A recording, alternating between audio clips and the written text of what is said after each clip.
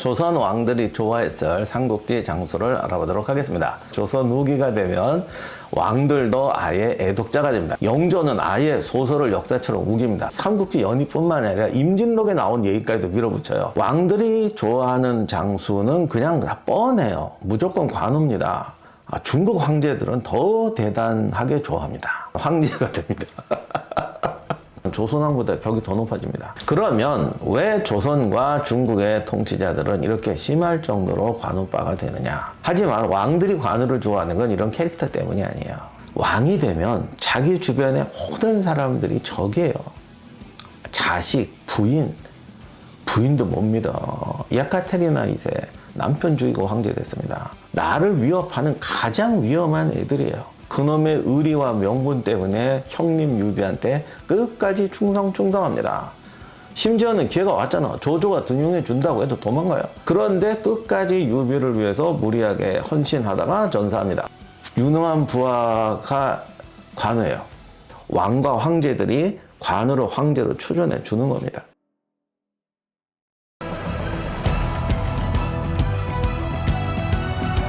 조선시대 삼국지 매니아 왕들이 진짜로 좋아했던 장수는 관우다.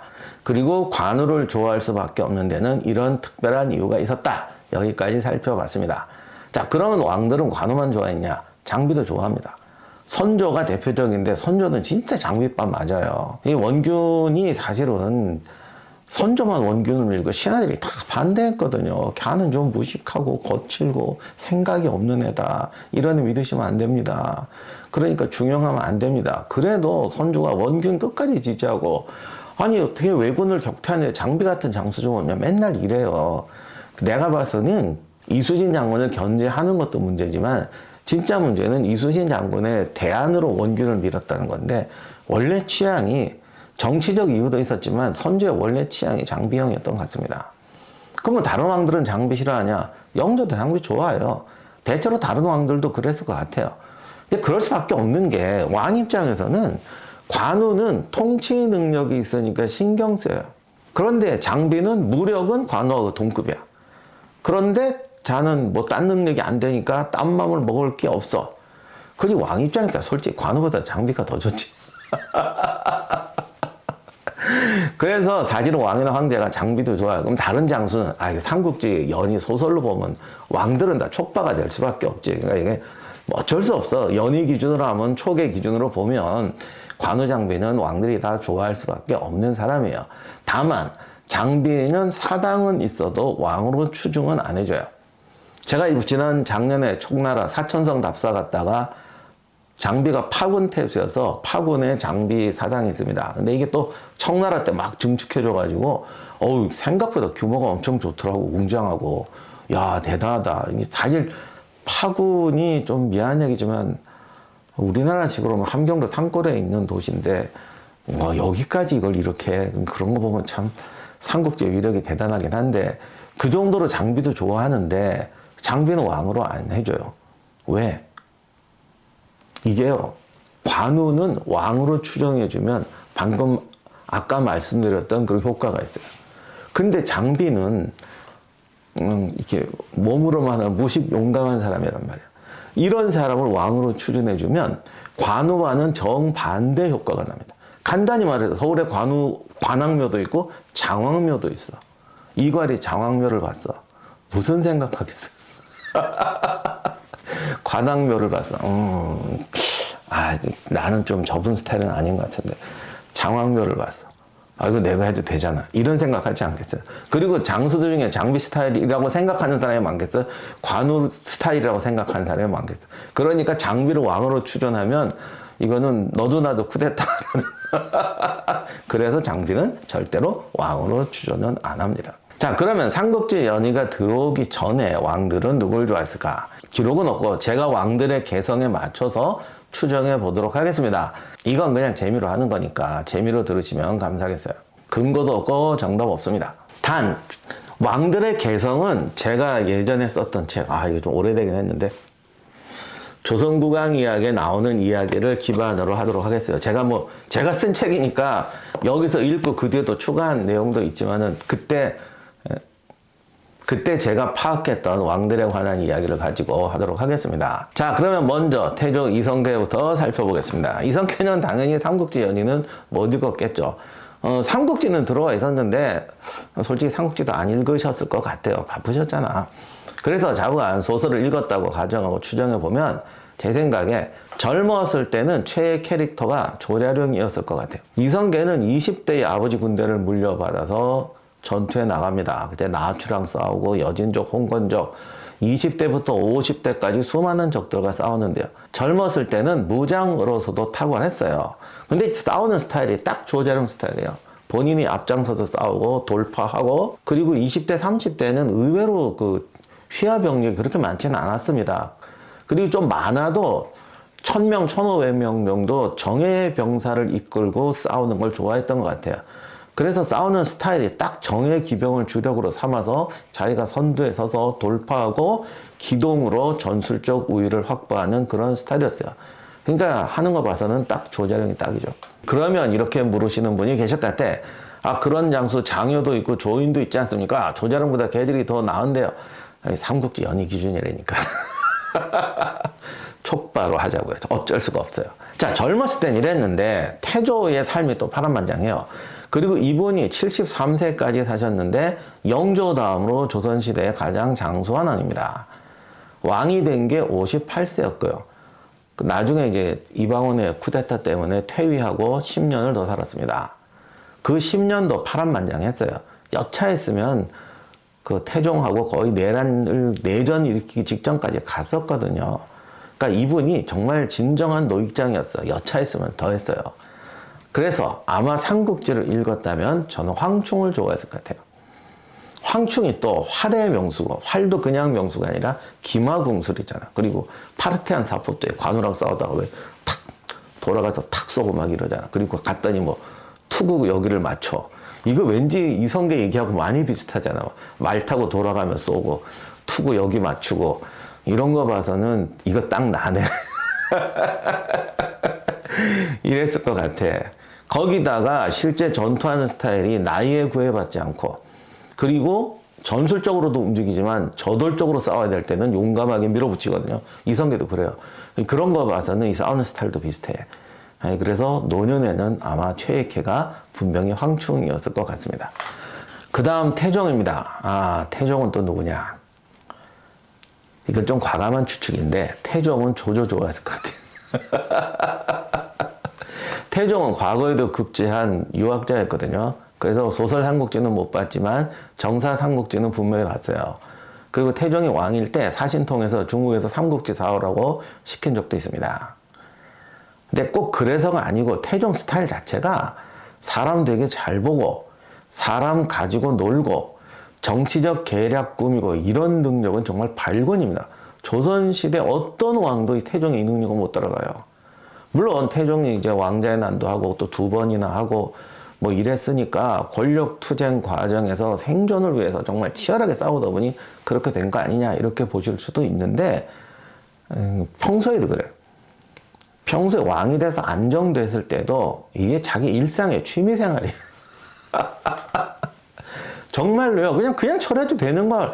쟤는 저런 성격인데 내가 보니까 쟤는 이런 거 좋아하고 저거는 딱 이런 거 노리는 것 같은데 그러니까 내가 이렇게 하면 분명히 이렇게 할 거야. 요렇게 하면 이렇게 할 거야. 이런 식으로 쉽게 할 수 있는 일도 그냥 이렇게 재미로 해. 재미로. 그리고 이걸 진짜 좋아했어요. 그리고 자기 입으로도 고백했어요. 사람하고 말 보는 재주는 내가 탑이다. 본인이 원래 유학자니까 뭐 이렇게 왕자의 난 일으키고 이런 거 안 좋아하지 않습니까? 충이 이런 거 따지지 않습니까? 이렇게 생각하실 수도 있는데 사실 태종이 유학 소양도 상당했죠. 그리고 신하들한테는 당연히 충성을 요구하지. 근데 자기는 왕이잖아. 왕의 속성, 권력의 속성, 권력자의 속성도 너무 잘 아는 사람이었어요. 그래서 권력의 세계는 도덕이 아니라 능력이라는 신념이 확실했죠. 그래서 정말 평소에는 유학자로 살다가도 권력자가 돼야 될 때는 누구보다 빨리 정확하게 권력자가 되는 사람입니다. 그래서 살아남아요. 누구보다 먼저 냉정해지고 선수치고 가차없고 살릴 사람 살리고 죽일 사람 죽이고 팰 사람 패는데 이 선택이 꼭 옳다고 볼 수 없어도 누구나 고개를 끄덕일 만큼 예리하긴 합니다. 태종이 왕이 되기 전에 중국에 가다가 당시 아직 황제가 되기 전에 연왕으로 있던 영락제를 만난 적이 있습니다. 그때 영락제를 딱 보고 아, 이 사람은 절대 이 자리에 있을 사람이 아니고 분명히 나중에 황제가 될 거다라고 자기가 예언했다고 그러죠.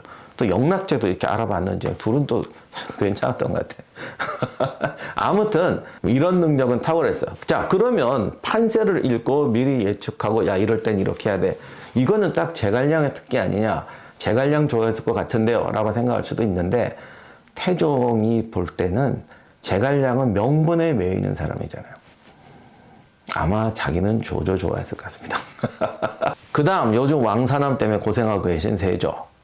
세조도 뭐 자기도 그렇게 왕자의 난 비슷하게 했으니까 조조 아닐까라고 생각할 수도 있는데 제가 볼 때 이건 진짜 아닌 것 같아요. 세조는 이 은근히 허세가 세고요. 자기 도취도 엄청 심해요. 나는 왕이야. 나는 왕이야. 이런 사람이에요.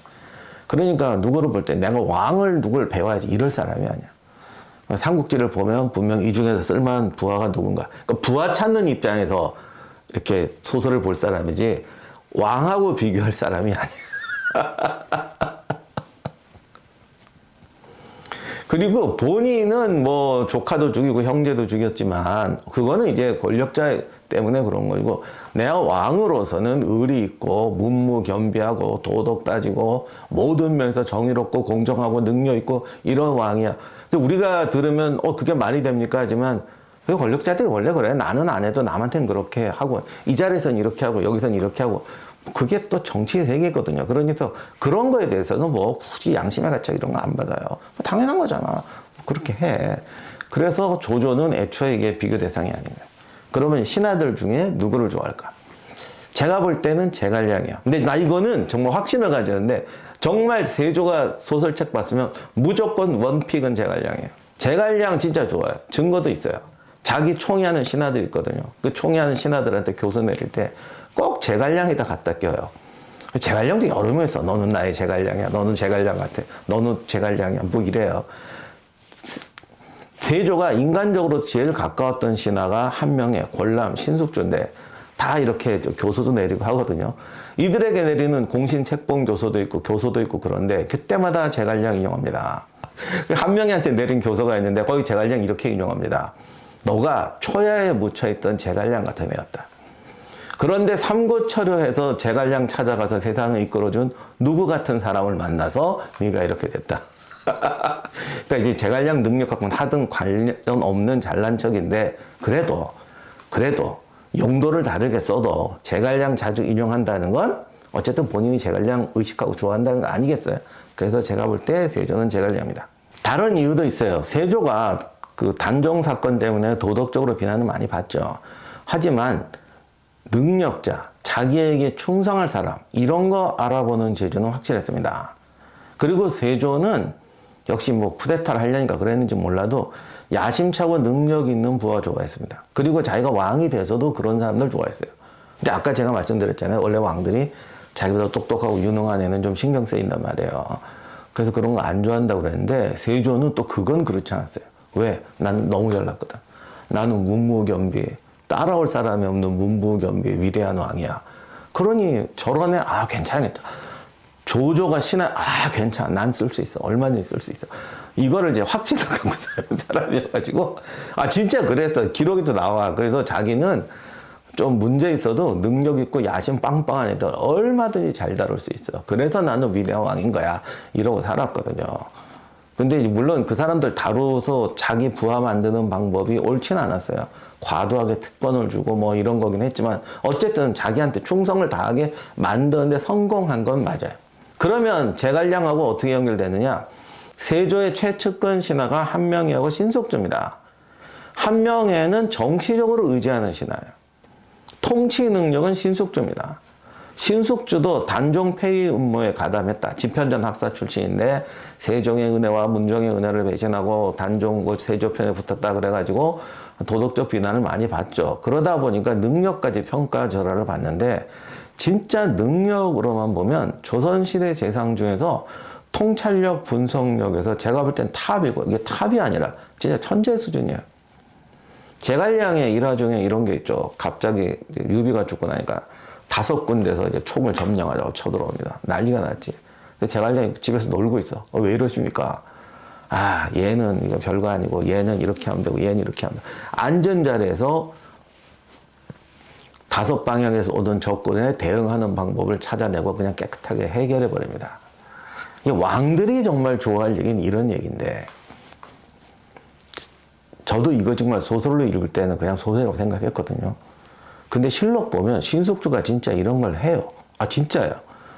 그 세조 때 여진족이 연합해서 조선을 침공하려고 합니다. 그때 왜 나중에 여진 정벌 따고 그러잖아요. 그래서 첩보가 와요. 여진 부족들이 단합해하고 이렇게 쳐들어옵니다. 세조도 놀래갖고 이거 어떡하냐. 그랬더니 신숙주가 앉은 자리에서 이래요. 아, 얘는 진짜 야심 있는 놈이에요. 얘는 그냥 뭐 부한해동 하는 애고, 얘는 제 꼬봉이라서 마지못해 하는 거고, 이놈은 그냥 저기 남들 눈치 보니까 하는 척만 하는 겁니다. 그러니까 얘만 패고, 얘는 적당히 위협하고, 얘는 신경 안 써도 됩니다. 정말 그 말대로 됩니다. 그래서 제갈량처럼 앉은 자리에서 문제를 해결해요. 그럼 이런 첩보는 어떻게 얻었냐? 이게 누가 첩보로 가르쳐 준다고 되는 게 아니에요. 정보는 들어와도 분석을 해야 돼요. 근데 신숙주가 그 전에 여진정벌 건수 때문에 함경도에 나간 적이 있었는데 다른 일 때문에 일을 못하고 그냥 돌아옵니다. 그래서 겨우 3개월 있었거든요. 3개월 있었던 것 같고 현지 관찰사 병마사도 못하는 걸 앉아서 다 해결해요. 진짜 대단한 사람이에요. 일본 갔다 온 뒤에도 일본 갔다 와서 한국과 조선의 문제가 뭐고 상업과 경제와 시스템의 차이가 뭐 이런 거 딱 알아낸 사람이 신숙주입니다. 근데 왜 안 유명해? 근데 이분이 또 뭐 국가 민족을 위해서 자기를 희생한다 이런 부분은 조금 그런 건 확실히 좀 부족하더라고. 그래서 말은 하는데 내가 정말 목숨 걸고 이걸 해야 되나 뭐 좀 그런 건 있어요. 아무튼 통찰력 능력 면에서는 제가 볼 때는 최고예요. 그리고 제갈량 뺨치는 능력을 정말 발휘를 합니다. 그런데 그런 신숙주를 발굴해서 등용한 사람이 수양대군 세조입니다. 이거 봐서는 역시 세조는 제갈량을 좋아했을 것 같아요. 세조와 제갈량의 연결고리가 또 하나 있는데, 세조의 트레이드마크 입에 달고 사는 말 문무겸비. 제갈량이 또 문무겸비잖아. 그래서 제갈량의 병서라는 게 팔진도잖아요. 근데 세조가 또 수양대군 시대에 문정하고 병서를 썼거든요. 그거 읽어보면 또 제갈량의 또 팔진도 열심히 읽었어요. 여기서 세조하고 또 제갈량이 만나요. 따라서 결론, 세조도 소설 삼국지는 못 읽었겠지만 최애 캐릭터는 제갈량이 분명하다. 이거는 확신을 가지고 추정합니다. 다음으로 연산군 살펴보겠습니다. 연산군은 사극이나 영화에서는 멍청하고 어리석은 남봉꾼으로 많이 나오죠. 아닌 것도 있었는데 대부분 그렇게 나오죠. 근데 사실 연산군은 머리가 나쁜 사람은 아니었어요. 반대로 좋아서 탈이에요. 그러면 좋은데 뭐가 문제냐? 연산군은 정확히 단타형 인간입니다. 그러니까 두뇌 좀 빠르고 잔머리도 잘 써요. 순발력 좋고 임기응변 잘하고 연기도 잘해. 그런데 장기적인 전략, 구조적 분석, 복합적 다원적 분석 이런 걸 못해요. 근데 제일 문제는 이건데 어떤 행동에 여러 가지 원인이 있다는 걸 자꾸 부정해요. 그러니까 전형적으로 이분법 좋아하는 사람이에요. 그러다 보니까 사람이 자꾸 직설적이 되고 신하들하고 자꾸 트러블이 생깁니다. 아, 이거 할 때는 이것도 좀 고려하셔야 되는데요. 저것도 고려하셔야 되는데요. 너 네 친구 봐주려고 그러는 거지. 너 네 자리 보존하려고 그러는 거지. 아, 근데 그 당시는 다 인맥 사회거든요. 그러니까 관료들은 무슨 행동을 해도 자기 친인척 걸려요. 그리고 관료 아니라 뭐 회사 직원이든 누구든 자기 자리를 버릴 각오를 하고 일하는 사람이 어디 있겠어. 다 승진하고 뭐 돈도 많이 벌고 명성도 얻으려고 하지. 그래서 열심히 기획안 만들어 가져갔더니 네 출세하려고 그러는 거지? 그리고는 혼자 자화자찬해. 내 말 맞잖아. 나는 너희들 다 꿰뚫어 보잖아. 이러면서 이제 점점 엇나가게 되죠. 그렇게 자꾸 심해지니까 나중에는 이렇게 되는 거죠. 너 거짓말하는 거지. 이거 나 무시하는 거지. 너 지금 건방져서 이러는 거지. 뭐 이렇게 파고 들어가요. 그러다가 마음에 안 들면 이제 그런 건수를 잡아서 숙청하고 막 그러니까 이제 쫓겨나게 되는데, 이거는 제가 정말 추정이 아니고 연산군의 교서에도 나와요. 이런 교서를 내렸어요. 이건 좀 제가 의역을 했습니다만, 지금 세상이 평안하니까 신하들이 다 게을러져 있다. 임금의 지시라는 건 우레 번개처럼 급박하게 나갈 때도 있고 좀 천천히 할 때도 있는 거다. 그럼 니들이 거기다 맞춰야지. 니들 왜 다 늘어 퍼져 있어? 요즘 신하들은 전부 자기 편하려고만 해. 근데 그건 맞아. 모든 신하들은 자기 편하고 자기 출세하려고 해. 아까도 말씀드렸지만 맞는 말이라고. 근데 연산군은 모든 걸 여기다 갖다 껴넣는단 말이야. 그래서 이 교수도 결론이 뭐냐? 이거는 임금을 위한 도리가 아니야. 내가 지키면 무조건 번개같이 빠르게 신속하게 하란 말이야. 잔소리야. 토달지 말고. 이러다 보니까 이제 나라 경영이 안 되는 건데. 자, 오늘 여기까지 하고. 자, 이런 왕은 삼국지 장수 중에 누구를 좋아했을까? 연산군이 누구 좋아했다는 건 기록이 없어요. 그러니까 삼국지 아니라 일반 신하들. 왜냐하면 연산군을 쫓겨날 때 거의 모든 관료들이 올인해서 몰아냈기 때문에 내가 저분한테 총애받아서 이런 얘기를 잘 안 해요. 그런데 대체로 이게 방금 말씀드린 군소리 말고 시키는 대로 빨리빨리 해라. 이런 거 봐서는 우직하고 능력 있고 뭐 시키면 군소리 안 하고 위험해도 피하지 않고 왕을 위해서는 목숨을 걸고 우직하게 충성을 바쳐서 싸우는 사람. 딱 보면 허저나 전이 좋았을 것 같아요. 연산군은 소설 삼국지 읽고 토론을 했으면 다른 분들 우리 아버님 할아버지들은 다 관우 좋다고 그러는데 나는 관우 장비보다 허저나 전이가 더 좋아. 분명히 이렇게 말했을 것 같습니다. 자, 뭐 어떤 재미로 하는 거니까 그렇다는 거고요. 왕들이 더 있지만 후기 왕들은 이제 좀 기록도 있으니까 내가 다른 거 집어넣기도 그렇고 또 이런 걸 하려면 좀 개성이 강한 왕으로 해야 되니까 태조, 태종, 세조, 연산군 했습니다. 다른 왕들은 어떻게 할 겁니까? 일단 한번 만들어 보고 반응 보고 후기 편이나 다른 평도 하든지 이 정도로 마치든지 하도록 결정하도록 하겠습니다. 제가 이번에 교보문고에서 손자병법을 출간했습니다. 이게 지금 3번째 판인데 과거에 올제에서 2번 냈고 그것을 개정해서 손자병법을 새로 만들었습니다. 지난번에 냈던 책의 한 20% 정도 수정한 것 같아요. 제가 손자병법은 진짜 애착을 많이 하는 책인데 손자병법에 나온 기존의 책들을 보면 병서적인 의미를 가지고 손자병법을 해석해야 되는데 어떤 선입견을 가지고 경영논리, 처세 이런 선입견을 가지고 이걸 해설하는 책들이 너무 많더라고. 이 손자병법이 그럼 오늘날 경영이나 뭐 리더십이나 처세에 도움이 안 되느냐? 당연히 되죠. 그런데 여기 쓰인 의미는 전술적인 의미로 쓰여진 거란 말이에요. 그래서 그 의미를 찾은 다음에 그거를 리더십이나 처세나 경영에 적용해야 되는데 전술적인 의미를 찾지 않고 경영적 마인드를 가지고 그걸 억지로 해석해서 하니까 왜곡이 돼버린단 말입니다. 그래서 손자병법의 이야기를 실제 전쟁사의 사례를 통해서 이게 이런 의미다.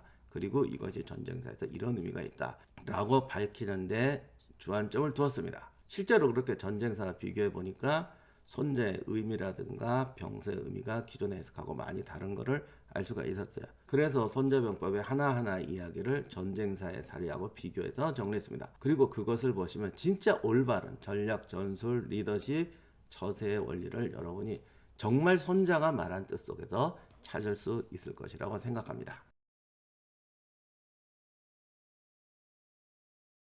이 삼국지의 이 팩트는 저희가 생각하는 것과 많이 다릅니다. 과연 어떤 것이 다른가? 바로 이 책 속에 있어이다. 삼국지 아저씨 우리 임영환 박사님께서 드디어 전략 삼국지를 쓰셨습니다. 제목부터가 멋있습니다. 전략 삼국지. 근데 이제 혹시 이제 아픈 거 싫어하시는 분들은 조심하셔야 됩니다. 제가 딱 첫 번째 1부의 시작이 정사 삼국지와 소설 삼국지입니다. 예, 여기 팩트, 폭행 맞기 싫으신 분들은 조심하는 게 좋을 것 같은데 제가 얘기한 이 부분도 약간 소설이죠? 예. 요거 어떤 책인지 간단하게 말씀해 주신다면. 그러니까 사실 삼국지가 소설로 유명한 바람에 네. 그 진짜 정사에게는 많이 빠졌는데 네. 사실은 삼국지, 정사 삼국지 자체가 굉장히 교훈이 많은 책이고 다이나믹한 책이에요. 네. 그러니까 소설 삼국지도 명나라 때 나온 게 아니라 삼국시대 끝나자마자 수많은 이야기가 만들어진 거를 네. 여기다 편집한 거거든요. 그렇죠. 그래서 삼국지 자체가 역사 자체가 되게 흥미로운 책인데 네.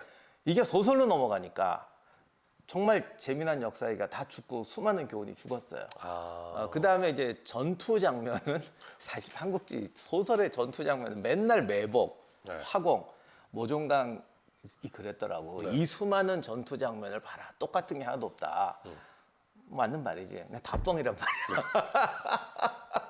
하지만 그 뻥 속에서 감동을 찾아낸 우리 아니겠습니까? 감동은 있는데 진실은 교훈은 없어. 진짜 솔직한 얘기로. 네. 그래서 진짜 전투의 교훈은 따로 있어요. 아, 그런데 굉장히 다이나믹하고 훌륭한 전투도 많고 네. 굉장히 역동적인 삶이잖아요. 네. 그래서 정사 속에 있는 교훈들을 뽑아왔습니다. 네. 이런 말이 있습니다. 삼국지를 읽지 않은 사람과는 친구가 되지 마라. 그런데 삼국지를 3번 이상 읽은 사람과는 절대 싸우지 마라. 그게 무슨 뜻이겠습니까? 인생을 살아가는 참 많은 표본이 돼주고 교훈이 돼준다라는 말 아니겠습니까? 그 교훈을 모아서 우리 삼국지에 대한 이야기 전략 삼국지 쓰셨으니까요. 이거 많이들 좀 사랑해 주셨으면 좋겠습니다.